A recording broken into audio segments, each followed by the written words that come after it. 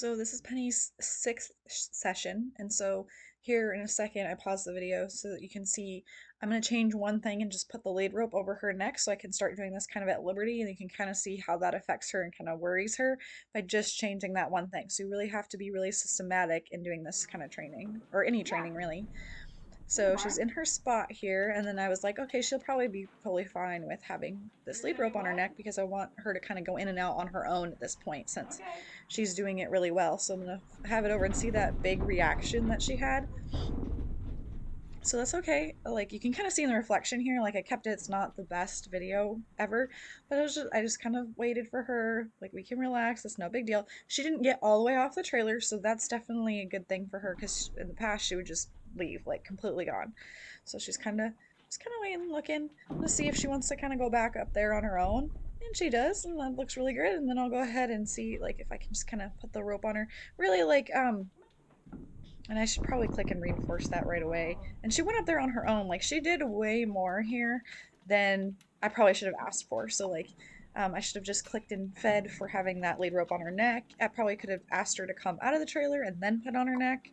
But I mean, I got the lead rope on her neck and then she walked up there on her own. So that was fantastic. I wouldn't necessarily say, yeah, that's how you should train it, because this was a big, like, lump of behaviors put together. So I definitely could have broken it down, but she is getting quite a bit of a jackpot here. She made the right choice, and that looks really, really good. So then I'm gonna hold on to the camera here so you can kind of see her her stay here while I back up. So she can stay, and I can kind of back up, and she's staying, and she's targeting her head in this corner here. And then I can go ahead and feed her. So it's not the best quality, but it is really good to see what I'm working on. Then I go back up a little bit further, and then I click her, and then I go ahead and come back up and feed her. So it is looking a lot better.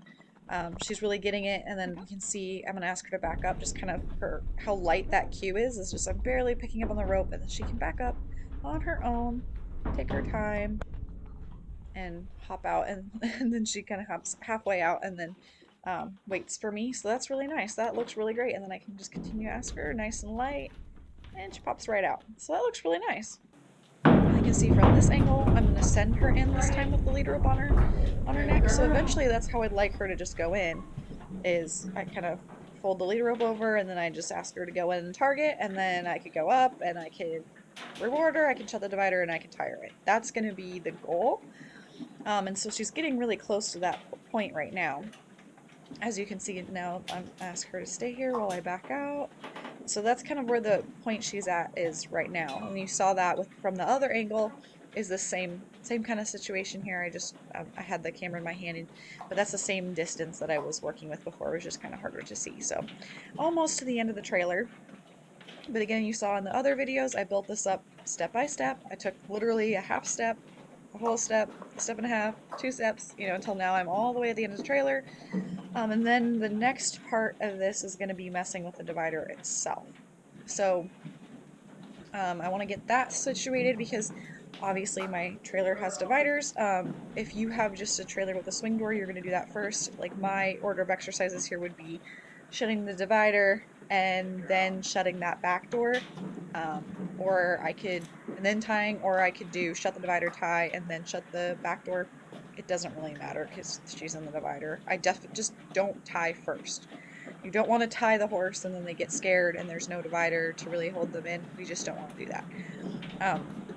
And really, if you've done it like this, there's no need to, obviously. You can see I can go all the way to the trailer, out of the trailer, and she's staying there. So there's really no need either. So it's just not quite worth it. I also use a blocker tie ring to tie the horses. Or I'll use like one of those quick release like trailer ties. That works too. Just kind of depends on how many horses I have and what I'm doing, but they both kind of function the same. The blocker will give the horse a little bit more space and like room so like the rope can slide through a little bit more than the tie ring, the quick release, but that's going to be kind of your horse's preference. But yeah, no, I can go all the way out, and then I'm kind of building up the time I can stay out here, so I kind of need to be careful with that, because that was a lot longer time than I had been before. She's doing great, but just be careful, because you don't want to go too fast, and then your horse, gets worried, or wants to leave, or whatever. So Penny didn't really have that issue. She wanted to stay in there the whole time.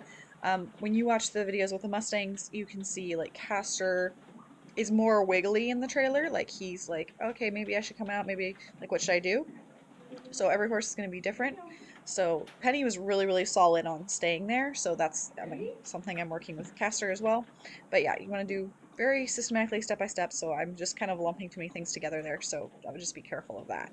And this was really my first time teaching a horse to trailer load using clicker training. So it's not gonna be perfect, but even though it wasn't perfect and it wasn't like the ideal method that I would use like today, it still worked, and it worked really well and much better than any way of negative reinforcement, because all negative reinforcement is the same. It's just different pressures depending on what you want to do. So she stepped over there like really nicely, and then she's backing out really slowly, and I've got her in a habit where she'll kind of step halfway off and then step the rest of the way off, and like, or step halfway off and then wait for me before stepping all the rest of the way off. So that looks really fantastic.